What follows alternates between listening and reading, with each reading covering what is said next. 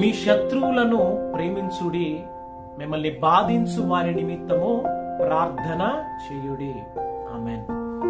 ఇక్కడ దేవాది దేవుడు యేసుక్రీస్తు ప్రభు మన శత్రువులను మనము ప్రేమించాలి, మరి మనల్ని బాధించు వారి నిమిత్తము ప్రార్థన చేయాలి అనే ఒక పాఠాన్ని మనకు బోధిస్తూ ఉన్నాడు. ఈ యొక్క పాఠాన్ని మనము నేర్చుకున్నట్లయితే మన జీవితంలో ఎవ్వరి మీద కంప్లైంట్స్ అనేది ఉండదు. ఎందుకంటే దేవుడు మన జీవితంలో వారిని అనుమతిస్తూ ఉన్నాడు. మరి వారు మన జీవితంలో మనల్ని ప్రతిసారి బాధించడం వల్ల, ప్రతిసారి మనల్ని నొప్పించడం వల్ల, అనేక పాఠాలను మనము నేర్చుకోవటం వల్ల దేవుని యొక్క ప్రేమ పరిపూర్ణతలోనికి మనము నడిపించబడతాము. దేవుని యొక్క రాజ్యములోనికి మనము చేర్చబడతాము. ఆమేన్.